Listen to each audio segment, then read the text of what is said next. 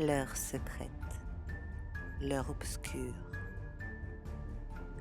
l'heure où les certitudes vacillent, où les ombres s'étirent et où la raison recule d'un pas.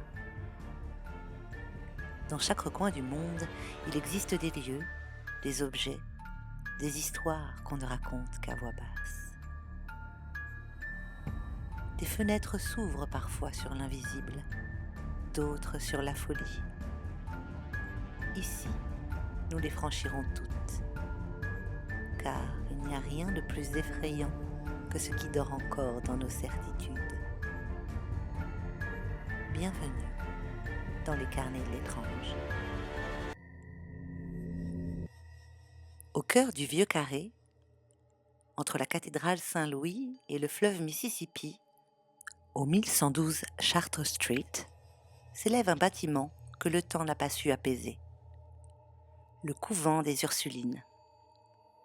Édifié en 1752, il remplace le premier couvent de 1727, construit en bois par 11 religieuses venues de Rouen.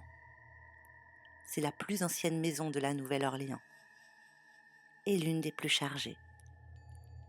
Les Ursulines ont soigné, enseigné, baptisé, confessé.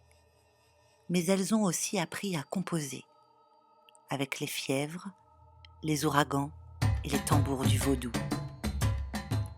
Et c'est dans cette tension entre l'évangile et les esprits que le lieu a bâti sa légende. Sous le règne de Louis XV, la Louisiane est une frontière. Ces 11 sœurs franchissent l'océan pour fonder ici la première école de filles et le premier hôpital du territoire.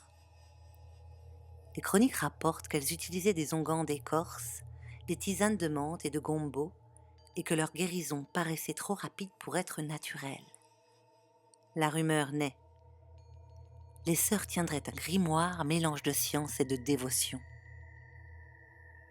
Quelques années plus tard, en 1931, le couvent accueille les Casket Girls, de jeunes Françaises promises aux colons du Nouveau Monde. Elles transportent avec elles des coffres scellés, censés contenir leur dot.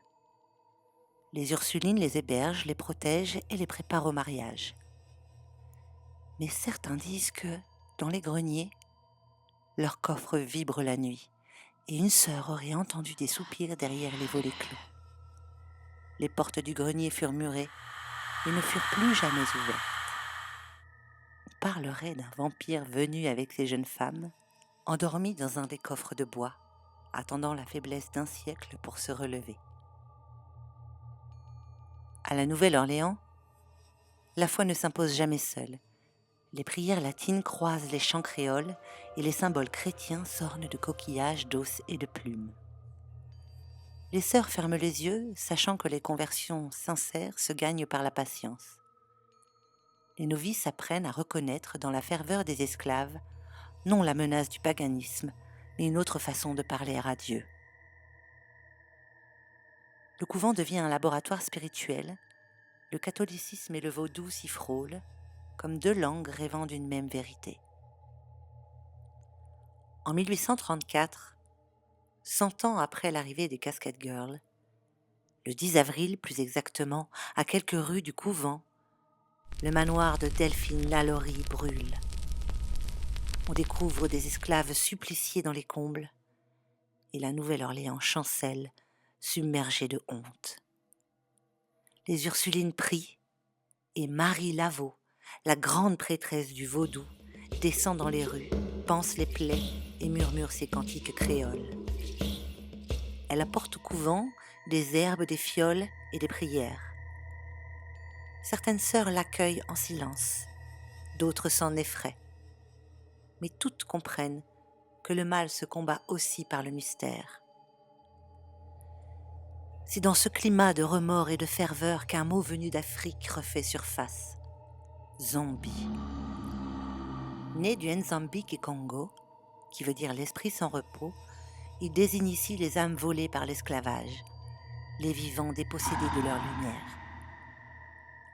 Le couvent devient alors un lieu d'exorcisme discret. Certaines nuits, les psaumes latins se mêlaient au rythme des tambours venus du Congo Square. Au fil des décennies, une partie du couvent est transformée en dispensaire, puis en petite pharmacie tenue par les sœurs. C'est l'une des plus anciennes pharmacies des États-Unis. On y venait pour de la quinine, pour des tisanes et pour autre chose que personne ne savait nommer.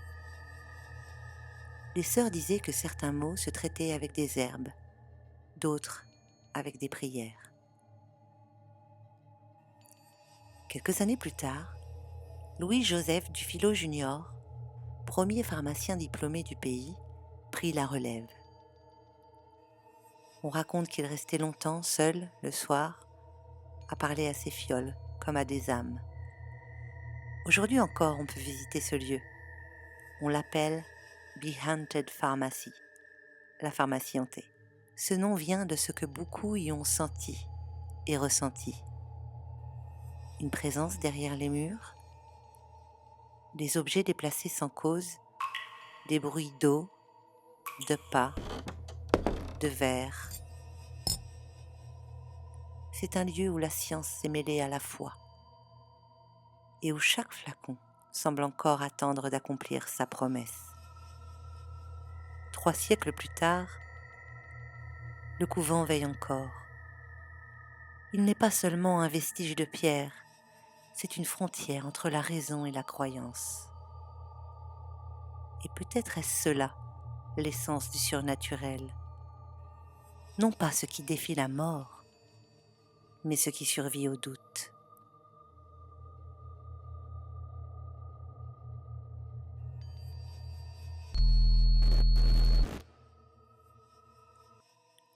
L'heure s'achève, chers amis, mais l'étrange, lui, n'a pas dit son dernier mot. N'oubliez pas de toujours laisser une place au mystère. Au revoir, à bientôt.